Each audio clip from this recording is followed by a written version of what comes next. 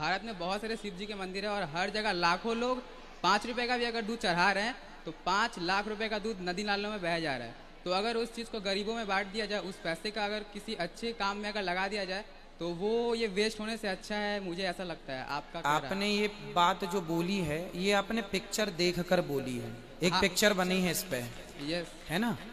बोलिए ना। हाँ हाँ। आपने पिक्चर देखी फिर आपने ये बात बोली। पिक्चर में इतना कुछ नहीं बोला था, पर जब नहीं, उनने बोला था कि पिक्चर गरीबों में बांट देना था, दूध से क्या होता है, गरीबों में बांट दो। अब मैं आपको बताऊं आपका उत्तर। देखो ये दास अनिरुद्ध है ना, यस। यहाँ पे कोई भी आता है सबको भोजन मिलता है कि नहीं? जी हाँ गुरुजी। यहाँ आपने कहीं नाली पे दूध बहते देखा? नहीं नहीं। गुरुजी। हम कर रहे हैं ना सेवा जो हमसे बनती है, यस। कर रहे हैं ना। हाँ, हजारों लोग भोजन कर रहे हैं, सवेरे संतों को खीर बटती है, दूध से ही हाँ, बनती है, बट रही है ना। जिन्होंने पिक्चर बनाई है उनसे आप ये सवाल क्यों नहीं किए जैसा आपने सवाल हमसे किया? क्या उनसे सवाल नहीं करना चाहिए कि चलो हम शंकर जी पर दूध नहीं चढ़ाते, गरीबों में बांटते हैं, जो कि मैं बांटता भी हूँ। शराब पीने से कितनी बहन बेटियों का सुहाग उजड़ जाता है, कितने घर का चूल्हा बुझ जाता है। क्या शराब के खिलाफ शराब नहीं पीनी चाहिए? क्या इस बात पर आज तक कोई पिक्चर बनी? नहीं गुरुजी। नहीं बनी ना। मतलब वो शराब का तो समर्थन करते हैं, जीना अगर जरूरी है तो पीना बहुत जरूरी है, ये वो लोग कहते हैं। मुझे पीने का शौक नहीं, पीता हूँ गम भुलाने को, ये गाने हैं। तो शराब, अब मुझे ये बताओ, शंकर जी पर दूध चढ़ाने से ज्यादा नुकसान है भारत को या शराब पीने से ज्यादा नुकसान है भारत को? गुरुजी मेरे हिसाब से दोनों सही है, क्योंकि अगर आप दूध को भी वेस्ट कर रहे हो इधर शराब को भी पी बेटा रहे दूध ऐसा है कि दूध तो गाय रोज देती है, हो। जी गुरुजी। रोज दूध तो गाय रोज भाई, गाय जिसके घर में होगी वो दूध निकालेगा, जाके बेच देगा, उसको पैसे में, उससे तो रोजगार बन रहा है, उससे तो रोजगार बन रहा, उससे किसी के प्राण नहीं जाएंगे, संभावना नहीं है कि कोई मर जाएगा। लेकिन शराब पीने से संभावना है कि लोग मर जाते हैं। तो क्या शराब नहीं बंद होनी चाहिए? इसके खिलाफ क्या पिक्चर नहीं बनानी चाहिए? बनानी चाहिए, पर मुझे मौका नहीं मिला आज तक पूछने का, तो आपसे आज मिला, इसलिए मैं आपसे इस सवाल को पूछा। इसलिए शंकर जी को दूध चढ़ाना ये लोगों की अपनी श्रद्धा है और इसके पीछे एक बहुत बड़ा साइंस है। अब मुझे आप ये बताओ कि शंकर जी के ऊपर दूध कब चढ़ाया जाता है, किस महीने में? सावन में। हाँ, बिल्कुल सही उत्तर दिया बच्चे ने। सावन में शंकर जी के ऊपर दूध क्यों चढ़ाया जाता है? कभी आप इस पर रिसर्च करेंगे तो साइंटिफिक रीजन निकल के आएगा, जो उन पिक्चर बनाने वालों को, उनके बाप दादों तक को कभी पता हो नहीं सकता।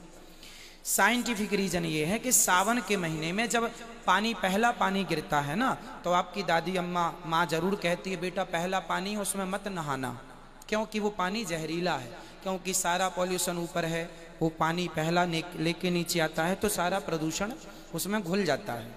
तो पहले पानी से जो पहली घास पैदा होती है वह पहली घास भी जहरीली होती है, हाँ या ना?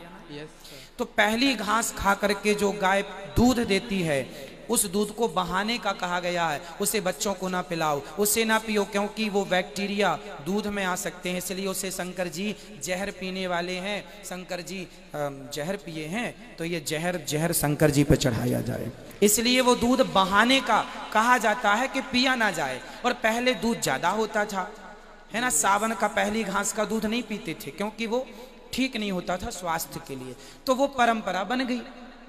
12 महीने शंकर जी पर दूध नहीं चढ़ाता कोई, सावन विशेष होता है। उस सावन में क्यों होता है? पहली घास का पहला दूध, गैया खाएगी घास, पहला दूध होगा तो वो नुकसानदायक, इसलिए वो परंपरा बन गई। क्या पहला दूध चढ़ा दो शंकर जी को, जब घास हो जाए ठीक ठाक, जब पानी गिरने लगे कंटिन्यू, तो फिर उस घास से, उस पानी से जो घास होगी वो ठीक होगी। इसलिए शंकर जी पर दूध चढ़ाना, उस शंकर जी पर दूध चढ़ाने से किसी का नुकसान कुछ नहीं है, क्योंकि गाय हर रोज दूध देती है। अब आप कहते हैं गरीबों को पिलाओ, तो गरीब लोग जो पिक्चर देखने के लिए आप लोग बड़े बड़े मॉलों में जाते हैं ना, वहां गरीब नहीं बैठा होता, आज भी गरीब मंदिर के बाहर ही बैठा होता है। उसको पता है कि जो दूध चढ़ाने आएगा वो 5 रुपए मुझे भी देगा। उन गरीबों को पता है वो मॉल में नहीं बैठे जाके, है ना। इसलिए उनको बोलो जो पिक्चर बनाने वाले हैं कि तुमने उस पिक्चर को बना के हजारों करोड़ कमाए हैं, उनसे पूछो कि कितने उन्होंने गरीबों में खर्च किया, कितने अन्य क्षेत्र चलाए, कितने उन्होंने हॉस्पिटल बना दिए, कितने उन्होंने कॉलेज बना दिए, क्या किया उन्होंने? कह दो, देखो मेरे भाई, सनातन धर्म को बदनाम करने के लिए आप सारी बातें कर लीजिए, लेकिन करना बड़ी बात है। कह देने को तो हम भी किसी को गाली दे सकते हैं, गाली तो देना सरल है, लेकिन जो वो खुद कह रहे हैं वो खुद करके दिखाते तो मैं मानता कि हाँ आपने किया है। कह देना तो आप भी कह दो ना कुछ, हम भी कह देते हैं कुछ, कह देना अलग है साहब, कह दीजिए आप कुछ भी, कर लेना कठिन है भैया, इसलिए करने पे विश्वास करो, कहने पे नहीं। जी गुरुजी एक लास्ट सवाल ये है कि लोग कहते हैं कि जैसे किसी के शरीर पे बूढ़ी आत्माओं का साया होता है या फिर बूढ़ी शक्ति होती है या किसी के शरीर पे कोई भगवान प्रवेश कर जाते हैं, तो साइंटिफिक रीज़न तो ये है कि कोई एक स्किन्सोफेबिया नाम का एक बीमारी होता है, जिनको होता है उन्हीं को ऐसा लगता है कि मेरे अंदर वो आ रहा है, बट एक्चुअल में ऐसा कुछ नहीं होता है। तो आपके अकॉर्डिंग ये क्या है? साइंस की अपनी भाषा है, साइंस के बहुत सारे प्रश्न मेरे पास हैं जिनका साइंस के पास कोई उत्तर नहीं है। तो साइंस भी बहुत जगह चुप है, ठीक है। साइंस क्या है? साइंस ये है कि एक वैज्ञानिक ने जो बात कही उससे आगे की खोज यदि दूसरे वैज्ञानिक ने कर ली तो उसकी बात को वो वैज्ञानिक काट देता है। बड़ा वैज्ञानिक छोटे वैज्ञानिक के रिसर्च को खत्म कर देता, बोले आप नहीं पहुंच पाए, हम ज्यादा जानते हैं। तो विज्ञान ही विज्ञान को काट देता है। आप जानते बहुत सारी थ्योरी हैं जिनको काट दिया गया, नकार दिया गया, आप मानते हैं इस बात को? जी गुरुजी। तो यदि विज्ञान की बात सत्य थी तो थ्योरी कट क्यों गई? पहले थी आज नहीं, क्यों? इसका मतलब है विज्ञान अंदाजे से चल रहा है। आपने कह दिया कि आकाश गंगाएं बहुत हैं, आपने कह दिया ये सब बहुत है, तो आपने किस आधार पर कह दिया? आपने तो जाके देखा नहीं, आपकी सैटेलाइट ने जितना देखा उतना कैप्चर किया, उतना आपने कह दिया।